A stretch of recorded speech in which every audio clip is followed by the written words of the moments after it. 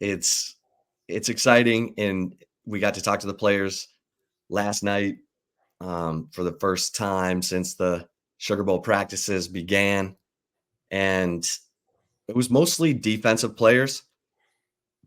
It was Jaron Thompson, Michael Taft, David Benda, Jalen Ford, um, and Christian Jones. He was the lone offensive player.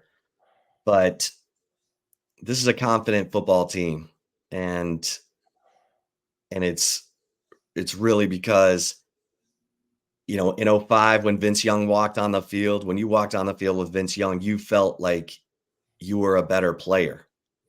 You felt like you were on the best team because of the special things Vince Young could do on the field. And this team rallies behind Tavondre Sweat and Byron Murphy the same way. It's fascinating to watch. In 08 and 09, it was Colt McCoy. He could kind of do anything. He didn't have a great offensive line, but man, he was more accurate outside the pocket than he was in it.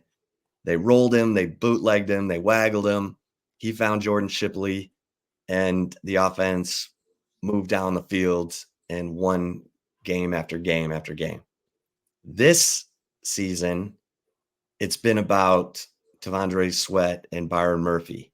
And these guys, after looking at the numbers last night and who Michael Penix targeted in the passing game in this game a year ago, when they really did kind of keep Rome Odunze, Jalen Polk, and Jalen McMillan under wraps. Only 100-yard receiver in the game was Casey Kane, who will be on the sideline for Texas for the Sugar Bowl, despite being in the transfer portal. Which he found a home, by the way. He's going to UNLV. UNLV, yep, with Brock Marion, which is cool. But this defense and how they react to taking on now the Joe Moore Award offensive line, Heisman finalist Michael Penix, 1,000-yard receivers Rome Odunze and Jalen Polk, they're going to feed off of Tavondre Sweat and Byron Murphy, but others are going to have to make it happen. Like, those guys are going to do what they can. I wouldn't give if Washington rushes for more than 100 yards in this game, I'll be surprised, honestly, because I think Texas senses the moment. I think, you heard David Benda said, we have a chance to be legends. Why not be great? And Jamal Charles told them that in a meeting just the other day. I think Texas football they posted some of the interview with Jamal Charles. But Jamal Charles said, in 2005, we became legends. And,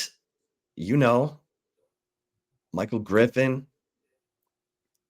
all those, Michael Huff, all of them, VY, go down the list. Life's They're legends good forever. in the ATX. Right? Yeah. Life's good.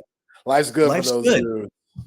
As Augie Garrido said, life treats winners different than losers. And you got a chance to be a legend. Why not be great?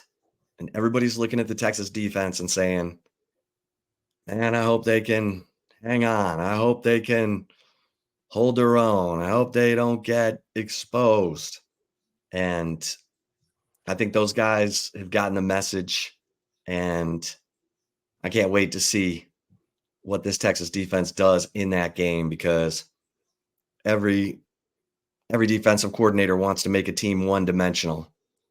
Washington is that rare team that's comfortable being one-dimensional, and they got this offensive line that just won the Joe Moore Award because they've only given up. Penix has only been sacked 10 times this season. Washington's only given up 11 sacks all year, and that's impressive. That's impressive. So kudos to the Washington offensive line. They've protected Michael Penix to the tune of 13-0. Some of them not pretty, but Texas had some near-death experiences too. The one difference I would say, little quick side note here, is that Texas's near-death experiences all came after they had a 20-point lead. Every single one. I mean, they led Houston 21-0. They led K-State 27-7. They led TCU 26-6. It's when they started to play that keep it in front of you defense that they started giving up chunk plays, and those games turned into close games. In the OU game, Texas was the one fighting to come back from behind. So just keep that in mind, that when everyone's panicking about the pass defense of Texas, pass defense has been pretty good in games where Texas was either trading punches, and it was, relatively back and forth, and when they've stayed aggressive. So I got the message from Jaron Thompson. They're going to stay aggressive. Texas ain't getting no 20-point lead on Washington in this game. So I don't think we'll see the problems that we saw in those games against Houston, K-State, and TCU, but it's going to be a great show. So, yeah. And that should piss you off if you're a Texas defense, as good as you are. Everybody's talking about this passing offense for Washington and how you could get got facing Michael Penix and Roma Duze and Jalen Polk and Jalen McMillan. Like all those guys, there are definitely problems, and there's a reason why they're undefeated to this point. So that should light a fire under you. What did Stretch say yesterday? Put that Tabasco sauce on that burger so it can light a fire under your ass. I need that. I need all the bulletin board material we could get. I mean, at the end of the day, when you're at this point, nothing should motivate you. Like just in itself, playing for a national championship should be motivated enough. But still, there's a lot of little, side games that, go about this, when it comes to just Tavondre Sweat and Byron Murphy going up against the Joe Moore award winners in this Washington offensive line. And the fact that Michael Penix doesn't go down very often, like that should be a challenge. If you're Ethan Burke and Barron Sorrell, both of those guys, like they're kind of underrated because Byron Murphy and T Sweat just get so much love. So if Barron Sorrell and Ethan Burke could have a big game on the edge and just cause havoc and maybe force a fumble or two, or just get after Michael Penix, because he ain't going to run. That's something that he's not going to do. It's going to be very rare that Michael Penix escapes the pocket and makes a play with his legs or makes a play on the run and looks down the field while doing it. Like that's very rare in him. He wants to stay in the pocket and he wants to be protected and make those throws and get it in those playmakers' hands. So if you get those hands up, every time you're not able to get to him, use that reach. Ethan Burke, you're 6'7" for a reason, bro. Like, use that reach. Get those deflections that a lot of these scouts love to see when you're not getting to the ball. So, yeah, man, I'm with it. I'm with just, this defense being confident. You see Michael Taft and Jaron Thompson talk about it. Jalen Ford, David Benda. You just put out the stats about Anthony Hill and David Benda. They're pass coverage when it comes to that, like they got to be locked in.